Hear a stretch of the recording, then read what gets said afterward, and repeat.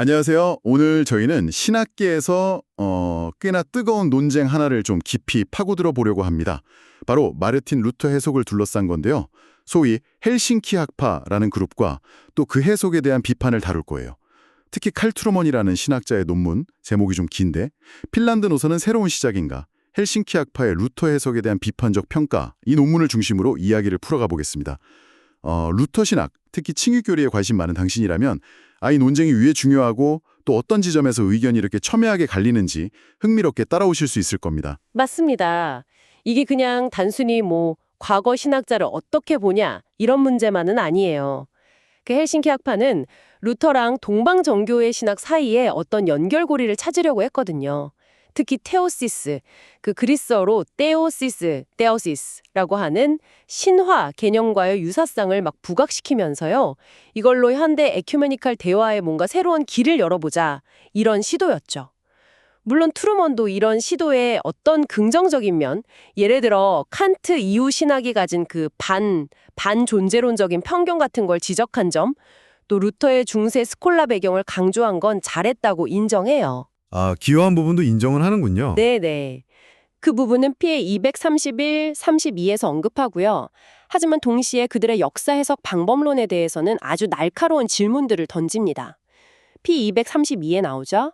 오늘 저희는 바로 그 트루먼의 비판을 쭉 따라가면서 이 논쟁의 진짜 핵심 쟁점이 뭔지, 그리고 이게 웨스트민스터 신앙 고백서나 하이델베르크 요리문답 같은 당신의 신앙 고백적 틀 안에서는 또 어떤 의미가 있는지 같이 한번 탐색해 보려고 합니다. 그렇군요. 단순한 학문 논쟁이 아니라 정말 우리 신앙의 핵심이랑도 맞닿아있다 이런 말씀이시네요. 그럼 트루먼이 제기하는 가장 핵심적인 문제의식, 그러니까 그의 주된 논지가 뭔지부터 좀 명확히 짚고 넘어가야 할 것 같아요. 이게 오늘 이야기의 중심축이 되겠죠. 정확합니다. 트루먼의 핵심 주장은 딱 이거예요. 헬싱키 학파의 루터 해석은 한마디로 루터 사상을 재구성하려는 시도라는 겁니다. 어떤 목적에 맞추냐면 현대 에큐메니칼 운동, 특히 동방 정교회와의 대화라는 그 특정 목적에 부합하도록 말이죠. 그리고 이제 이 과정에서 루터가 살았던 시대의 역사적 맥락이라든가 그의 신학이 가진 섬세한 뉘앙스 같은 걸 간과하거나 심지어는 왜곡하고 있다. 이게 트루먼의 비판입니다. 관련 내용은 페이지 233, 234, 243 등 여러 곳에서 지적되고요. 특정 목적을 위해 루터 사상을 재구성하고 그 과정에서 왜곡까지 있다. 네, 특히 문제가 되는 지점이 그들이 루터의 칭의 이해를 정교회의 테오시스 개념과 비슷하게 해석하는 부분이에요. 그러니까 신자가 그리스도와 존재론적으로 연합해서 신적인 본성에 참여하게 된다. 이런 식으로 해석하는 거죠. 트루먼은 이런 해석이 루터 본인이 강조했던 점이나 또 루터교 신앙 고백 전통과는 상당히 거리가 멀다. 이렇게 주장합니다. 이 비판은 페이지 235, 239, 241 이제 4 등에서 찾아볼 수 있습니다. 존재론적 연합이라는 해석이 루터 본인의 사상과 거리가 있다. 이게 핵심 비판이군요. 그럼 트루먼은 어떤 근거로 이렇게 좀 강한 주장을 뒷받침하는 건가요? 상당히 논쟁적일 수 있을 텐데요. 네, 트루먼이 제시하는 근거들은 꽤 구체적입니다. 첫째로 그는 헬싱키 학파가 루터의 그 방대한 저작들 중에서요. 자신들의 주장에 좀 유리한 부분만 골라서 인용한다는 거예요. 그것도 본래 맥락에서 딱 떼어내서 말이죠. 선택적으로 그리고 탈맥락적으로 인용하는 경향이 있다는 겁니다. 이 지적은 P233에 나와요. 구체적인 예를 좀 들어주실 수 있을까요? 맥락을 무시한 인용이라는 비판은 상당히 심각하게 들리는데요. 네, 트루먼이 직접 거론하는 예가 있어요. 헬싱키 학파의 대표 주자격인 마네르마라는 학자가 있는데요. 이 사람이 루터의 척의 로마서 강해 1515년에서 16년 사이에 저작이죠. 거기서 로마서 7장 18절 주석 부분을 인용하는 대목을 트루먼이 문제 삼습니다. 이건 P236의 자세에 나와요. 마네르마는 이 구절을 근거를 루터가 그리스도와의 실제적 그러니까 존재론적 차원의 연합을 가르쳤다 이렇게 주장하거든요. 하지만 트루먼은 그 인용문을 면밀히 분석하면서 이게 마네르마가 말하는 그런 종류의 죄와 의의 즐거운 교환 같은 존재론적 변화를 의미하는 게 아니라고 반박해요. 그럼 뭐라는 거죠? 오히려 신자 안에 여전히 공존하는 옛사람과 새사람, 이 역설적인 실제를 설명하기 위한 일종의 유비적 표현일 뿐이라는 거죠. 비유에 가깝다는 겁니다. 이것도 P236에서 지적하고요. 잠깐만요. 실제적 연합이 아니고 유비적 표현일 뿐이다. 이 차이가 그렇게 중요한 건가요? 그냥 해석의 미묘한 차이 아닌가 싶기도 한데요. 아주 중요한 포인트입니다. 이 차이가 왜 중요하냐면요. 만약 루터가 말한 연합이 정말 실제적이고 존재론적이라면 칭이라는 게 단순히 법정에서의 선언을 넘어서는 거거든요. 신자의 존재 자체가 변화되는 과정으로 이해될 여지가 확 커지는 거죠. 그러면 이제 헬싱키 학파가 주장하는 테오시스 개념과의 유사성이 상당히 설득력 있게 들릴 수 있어요. 하지만 트루먼은 아니, 루터가 여기서 말한 건 그런 존재론적 변화가 아니라 신자의 상태를 묘사하는 비유에 가깝다, 이렇게 보는 겁니다. 게다가 트루먼은 이 인용문 자체가 루터의 종교개혁 신학이 완전히 무르익기 전인 초기 저자기에서 나왔다는 점도 지적해요. 이것도 P236이죠. 초기예요? 네. 그러니까 아직 카톨릭 신학의 영향 같은 게 남아있을 수도 있는 시기의 글이라는 거죠. 이걸 마치 루터의 최종적인 견해인 것처럼 사용하면 곤란하다는 겁니다. 그렇군요. 초기 저작과 후기 저작을 구분 없이 막 사용하는 문제. 이건 뭐 신학자의 사상을 이해할 때 정말 기본 중의 기본 원칙인데 그걸 놓치고 있다는 비판이네요. 바로 그겁니다. 그리고 그게 바로 트루먼의 두 번째 핵심 비판으로 이어져요. 뭐냐면 헬싱키 학파가 루터 사상의 역사적 발전 과정을 무시한다는 거예요. 이 지적은 P233과 243 등에서 나옵니다. 1513년에서 16년 사이에 시편 강해나 로마서 강해 같은 아주 초기 저작들, 혹은 사상이 막 변화하는 과도기적 단계의 글들을 마치 루터의 최종적이고 규범적인 신학인 것처럼 제시한다는 거죠. 이건 P236에서도 지적됐고요. 루터의 생각이 시간이 흐르면서 어떻게 다듬어지고 또 변화했는지 이런 걸 전혀 고려하지 않는다는 겁니다. 특히 트루먼은요. 헤이코 오버만, 데이비드 슈타인메츠, 티모시 웬거트 같은 현대 루터 연구의 진짜 대가들 있잖아요. 이분들이 그토록 강조하는 역사적 방법론, 그러니까 철저하게 문맥을 보고 사상사적 배경을 분석하는 그런 연구 방식을 거의 고려하지 않는다는 점을 아주 심각한 학문적 결함으로 지적합니다. 이건 P234, 242에서 강조돼요. 이 대가들의 연구 성과를 그냥 무시하고 루터를 논한다. 이건 좀 문제가 있다는 거죠. 역사적 발전과 문맥을 무시한다. 정말 날카로운 비판이네요. 그러면요, 루터가 분명히 사용했던 그리스도와의 연합이라던가 선물이라는 뜻의 라틴어 도눔 같은 개념은 그럼 어떻게 이해해야 할까요? 헬싱키 학파는 이걸 존재론적 참여의 증보로 본다고 하셨는데 트루먼의 반박은 뭔가요? 네, 트루먼은 헬싱키 학파가 참여, participation이라던가 선물, 도눔 같은 용어를 발견하면 너무 성급하게 거기에 존재론적 의미를 부여한다고 비판해요. 이 지적은 P237에 나옵니다. 예를 하나 들어볼게요. 루터의 대표작 중 하나인 1535년 갈라디아서 강해를 보면요.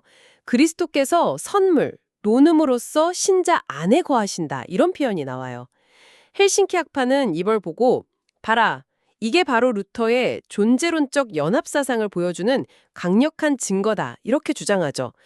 하지만 트루먼은 이건 좀 논리적 비약이다 이렇게 봅니다. 관련 논의는 P237, 239를 보시면 됩니다. 논리적 비약이라고요? 왜 그렇게 보는 거죠? 그리스도가 선물로서 내 안에 거하신다는 말이 뭐 얼핏 들으면 존재론적 연합 이렇게 들릴 수도 있을 것 같은데요. 트루먼은 여기서 세 가지 중요한 문제점을 지적해요. 첫째는 당시 신학적 논쟁의 맥락을 전혀 고려하지 않았다는 겁니다. 선물, 도눔이라는 단어가 그 16세기 신학 논쟁 속에서 특히 에라스무스나 멜라니톤 같은 인물들과의 논쟁 속에서 도대체 어떤 의미로 쓰였는지 이런 면밀한 분석이 없다는 거예요. 이것도 P237에서 지적하고요. 그냥 단어만 보고 현대적인 의미나 아니면 자기들 주장에 유리하게 해석한다는 비판인 거죠. 둘째는 그 해당 구절 자체가 반드시 존재론적 해석만을 요구하지는 않는다는 겁니다.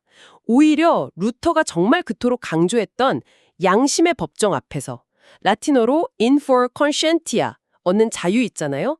즉 법정적 칭의, forensic justification, 개념과 훨씬 자연스럽게 연결된다는 거예요. 이 부분은 P238에서 설명됩니다. 아, 인포로 콘시엔티아, 양심의 법정 앞에서. 이거 정말 개혁주의 신학에서도 중요한 개념이잖아요. 웨스트민스터 신앙고백서 11장 칭의 조항이라던가 하이델베리크 요리문답 60문답에서도 강조하는 핵심 개념과 딱 통하는데요. 하나님 앞에서 오직 그리스도의 의 때문에 값없이 의롭다 이렇게 선언받는 것 말이죠. 정확합니다. 바로 그 법정적 측면이죠.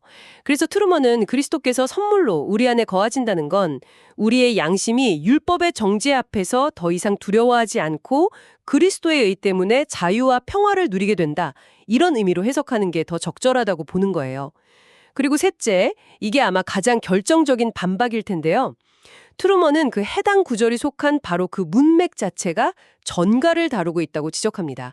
이 부분은 P239에 나와요. 문맥 자체가 전과요? 예, 하나님께서 그리스도를 믿는 믿음 때문에 우리의 죄를 더 이상 우리에게 돌리지 않으시고 넌 임프타투르 페카툼, 오히려 그리스도의 의의를 우리에게 돌리신다. 임프테이션엠 유스티티에 바로 이 내용을 다루고 있다는 거죠. 트루먼은 자신의 주장을 뒷받침하려고 해당 부분의 라틴어 원문 WA 40.1, 235-15, 19까지 직접 인용하면서 논증합니다. 따라서 선물, 돈음으로써 그리스도가 거하신다는 건 다른 무엇보다 바로 이 전가된 의를 의미하는 것으로 해석하는 게 문맥상 가장 타당하다는 겁니다. 그렇군요. 와, 문맥 자체가 전가를 다루고 있는데 그걸 존재론적 참여로 해석한다면 그건 확실히 좀 문제가 있어 보이네요. 그러면요, 헬싱키 학파가 주장하는 또 다른 논점이 있잖아요. 루터 자신과 그 이후의 루터교 신앙고백 전통, 특히 그의 동료였던 멜라니톤 사이에 신학적으로 단절이 있었다. 이런 주장이요? 이건 어떻게 보나요? 이것도 트루먼이 비판하는 지점인가요? 네, 바로 그 지점이 트루먼의 세 번째 주요 비판 대상입니다. 그는 헬싱키 학파가 루터와 멜라니톤, 그리고 공식적인 루터교 신앙 고백들 사이에 실제로는 없는 부당하고 인위적인 간극을 만들어낸다고 아주 강하게 비판해요. 관련 내용은 P235, 240에서 41, 243 등에서 볼 수 있습니다. 루터랑 멜라니톤 사이에 간극이 없다. 근데 보통 멜라니톤이 루터 사상을 좀 더 체계화하고 때로는 좀 수정했다. 이렇게 알려져 있지 않나요? 특히 칭의론에서 미묘한 차이가 있었다는 이야기도 들은 것 같은데요. 물론 표현 방식이나 강조점의 차이는 있을 수 있죠. 하지만 트루먼은 칭의의 본질적인 이해에 있어서는 둘 사이에 근본적인 일치가 있었다고 강조합니다. 그리고 그 아주 중요한 증거로 뭘 제시하냐면요. 멜라니톤이 동료 신학자 요하네스 브렌치에게 보낸 1531년 편지 WABR6 98에서 100일 다 있어요. 근데 거기에 루터가 직접 덧붙여 쓴 출신이 있다는 겁니다. 이게 P240에 나와요. 루터가 직접 쓴 출신이요. 네, 그 편지 내용을 보면 멜라니톤은 칭의를 아주 명확하게 법정적 행위로 설명하고 있고요. 루터는 그 추신에서 멜라니톤의 설명이 자신과 똑같은 교리를 표현하는 그냥 다른 방식일 뿐이다. Alternative way of expressing the same doctrine. 이렇게 임정하고 있다는 거예요. 이건 페이지 240의 각주 30번에서 더 자세히 설명됩니다. 즉, 겉으로 보이는 표현의 차이에도 불구하고 핵심 교리에 있어서는 합의가 있었다는 거죠. 게다가 트루먼은 루터가 생전에 적극적으로 지지했던 아우크스부르크 신앙고백 1530이나 루터 자신의 직접 작성에 깊이 관여한 슈말칼트 신조 1537 같은 공식 문서들도 명백하게 법정적 칭의를 가르치고 있다는 점을 지적하면서요. 페이지 241-42 헬싱키 학파가 주장하는 그 루터와 루터교 전통 사이의 단절이라는 건 역사적 근거가 빈약하다고 비판합니다. 와, 흥미로운 반박이네요.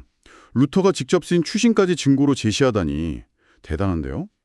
그런데 트루먼은 또 헬싱키 학파가 루터 신학의 어떤 중요한 구조, 그 틀 자체를 놓치고 있다고도 비판한다면서요? 두 종류의 의나 두 왕국 같은 개념들 말입니다. 이게 왜 그렇게 중요하게 언급되는 건가요? 페이지 238, 242 참조. 네, 그 부분이 트루먼 비판의 또 다른 핵심 중 하나입니다. 루터 신학을 이해하는 데 있어서 정말 빼놓을 수 없는 중요한 틀이 바로 두 종류의 의, 라틴어로 유스티티아 듀플렉스와 두 왕국, 독일어로 치바이 라이의 구분이거든요. 두 종류의 의라는 건 하나님 앞에서 믿음으로 값없이 받는 의, 이걸 수동적 의, 유스티티아 파시바라고 하죠. 이건 그리스도의 의고요. 그리고 우리가 세상에서 행하는 선행과 관련된 의, 이건 능동적 의, 유스티티아 악티바, 이건 우리의 의죠. 이 둘을 명확히 구분하는 거예요. 두 왕국 사상은 영적인 영역, 즉 하나님의 나라와 세속적인 영역, 세상 나라를 구분하는 거고요. 이 구분들은 특히 루터의 1535년 갈라디아서 강의 서문 WA 40.1, 39에서 52에 아주 명확하게 나타납니다. 트루먼은 헬싱키 학파가 이 기본적인 틀을 제대로 고려하지 않기 때문에 루터의 칭의론, 이건 하늘에 속한 수동적 의죠, 와 성화론, 이건 땅에 속한 능동적 의와 관련된 부분이고요.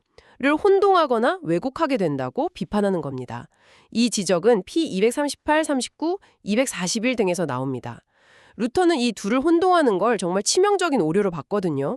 근데 헬싱키 학파의 그 존재론적 칭의 해석이 바로 이 중요한 구분을 모호하게 만들 위험이 있다는 거죠.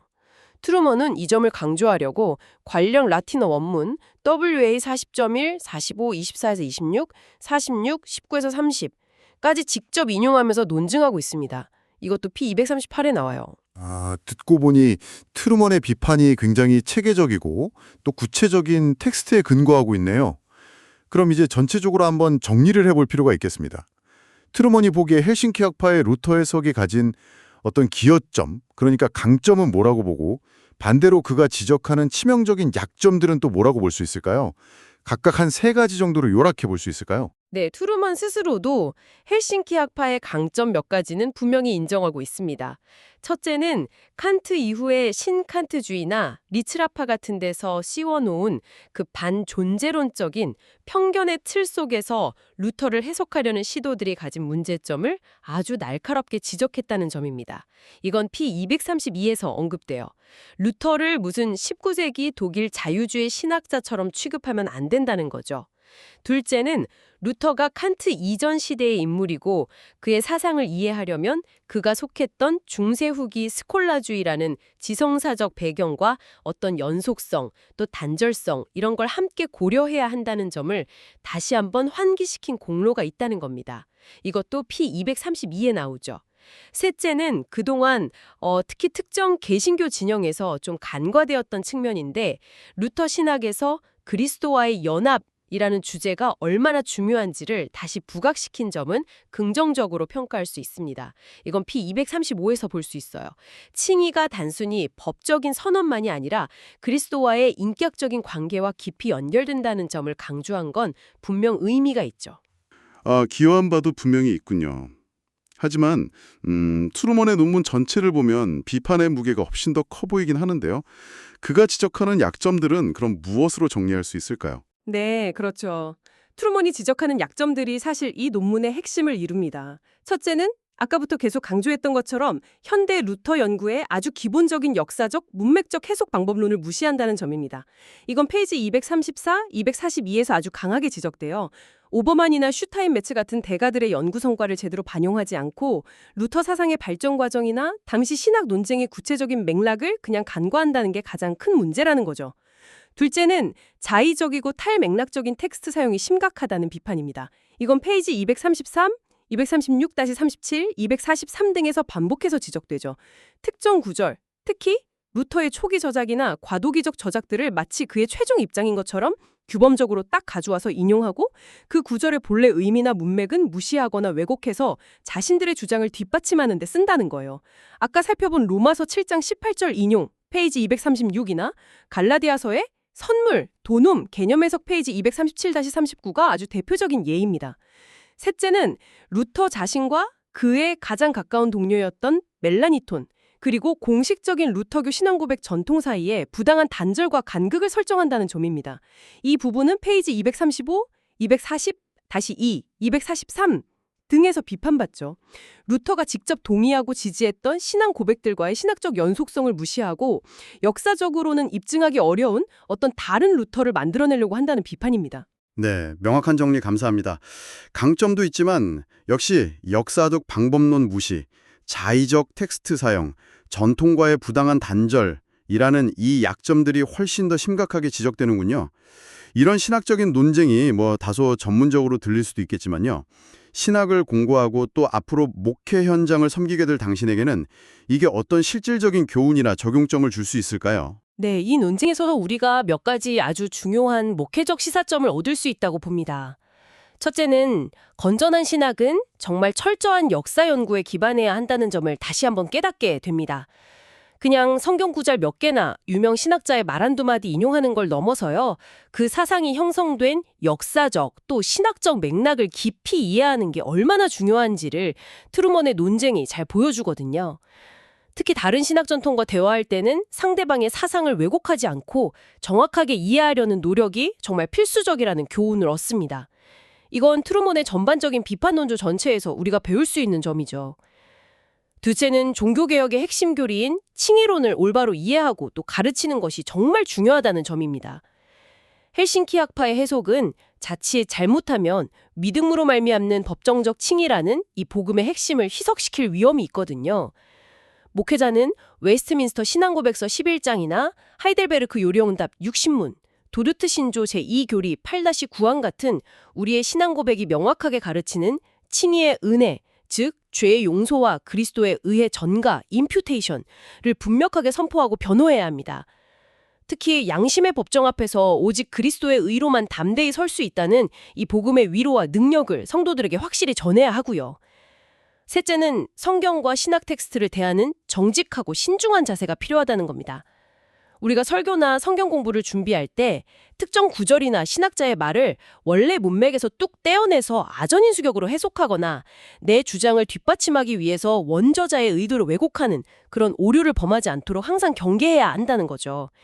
트루먼이 헬싱키 학파의 탈맥락적 인용, 페이지 236, 37, 239 등 신랄하게 비판하는 모습을 보면서 우리 자신을 돌아보는 좋은 계기가 될 수 있습니다. 역사 신학의 중요성, 칭의 교리의 핵심 수호, 그리고 텍스트에 대한 정직한 해석.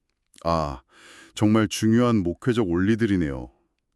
오늘 칼 트루먼의 논문을 통해서 헬싱키 학파의 루터 해석을 이렇게 비판적으로 살펴보면서 루터 신학의 깊이와 또 복잡성, 그리고 그것을 둘러싼 해석이 얼마나 중요한지를 다시 한번 깨닫게 되는 것 같습니다. 그리스도와의 연합이라는 주제를 다시 주목하게 한 것은 분명 긍정적인 측면이 있지만 그 방식에 있어서 역사적 정확성과 신학적 맥락을 존중하는 것이 얼마나 중요한지를 트루먼이 아주 설득력 있게 보여주는 것 같네요. 그렇습니다. 루터의 칭의론을 온전히 이해하려면 그 법정적 선언으로서의 칭의와 그리스도와의 생명적 연합이라는 이 두 가지 측면을 어떻게 조화롭게 이해할 것인가 하는 문제는 계속해서 우리에게 주어진 중요한 신학적 과제입니다.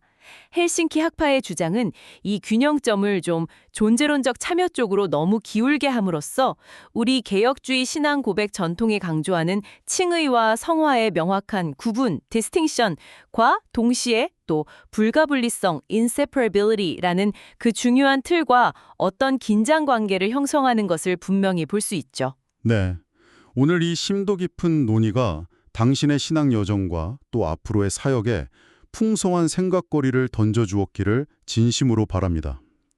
마지막으로 오늘 나눈 이야기를 바탕으로 당신에게 이런 질문을 하나 던지면서 마무리를 하고 싶습니다. 마지막 성찰 질문, 루터나 칼빈 같은 과거의 위대한 신학자들의 사상을 오늘날 우리의 신학과 목회 현장에 적용하려고 할 때 말이죠. 우리는 역사적 충실성, historical fidelity와 현대적 적실성, contemporary relevance 이 두 가지 사이에서 어떻게 건강한 균형점을 찾아갈 수 있을까요? 트루먼이 비판하는 것처럼 역사적 맥락을 무시하고 현대의 필요에 맞춰서 과거를 그냥 재단해버리는 것은 분명 위험한 일입니다. 하지만 또 반대로 과거의 어떤 문자나 형태에만 너무 갇혀서 오늘 우리에게 주시는 살아있는 통찰과 도전을 발견하지 못하는 건 역시 우리가 경계해야 할 모습 아닐까요? 당신은 이 중요한 균형점을 어떻게 찾아가시겠습니까?